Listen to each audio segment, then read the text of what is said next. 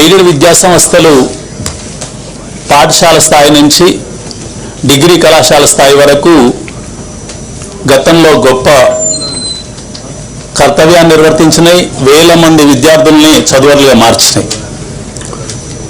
కానీ గత 20 సంవత్సరాల నుంచి అందులో ఉపాధ్యాయుల్ని నియామకాలు చేయకపోవడం వల్ల ప్రతి పాఠశాలలో ఉపాధ్యాయుల సంఖ్య తగ్గి దాదాపు సగానికి ఎక్కువ స్కూళ్ళు మూతబడ్డాయి.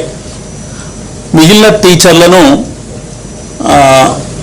ప్రభుత్వ రంగంలోకి అంటే మండల పరిషత్ కానీ జిల్లా పరిషత్ కానీ ప్రభుత్వ స్కూల్లో తీసుకుంటే బాగుంటుంది. లేకుంటే వాళ్ళను 6 నెలలకు ఒకసారి 3 నెలలకు ఒకసారి ఎక్కడ అవసరం ఉంటే అక్కడ, ఒక మాటలో చెప్పాలంటే ఆ బళ్ళు మూతబడ్డ 7 ఉపాధ్యాయుల్ని అడ్డమీది కూలీళ్ళకి ఎక్కడ పడితే అక్కడ పంపిస్తున్నారు. అది ఇబ్బందిగా ఉంది.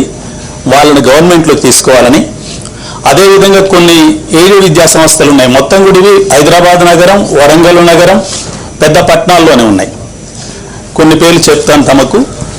ఇప్పుడు మాడపాటి హనుమంతరావు స్కూల్ ఉంది హైదరాబాద్లో, వివేకానంద స్కూల్ ఉంది మొసరాంబాగ్లో, కీస్ హై స్కూల్ ఉంది సికింద్రాబాద్లో. అవి చాలా బాగా నడుస్తున్నాయి. కానీ 7 ఉపాధ్యాయుల సంఖ్య పూర్తిగా పడిపోయింది, ప్రైవేట్గా మారుతున్న పరిస్థితి. అటువంటి వాటిని ప్రభుత్వం స్వాధీనం చేసుకునైనా కళాశాలకు వస్తే ఏవి కాలేజ్ దోమలగూడలో ఉంది, వివి కాలేజ్ మన అక్కడ కోటిలో ఉంటుంది. ఇటువంటి వాటిని స్వాధీనం చేసుకొని ప్రభుత్వం నిర్వహించినట్లయితే బాగుంటుంది. నల్గొండ జిల్లాలో, ఉమ్మడి జిల్లాలో భువనగిరి జిల్లా అయింది, కానీ భువనగిరిలో డిగ్రీ కాలేజ్ లేదు, కానీ ఎయిడెడ్ కాలేజ్ ఉంది.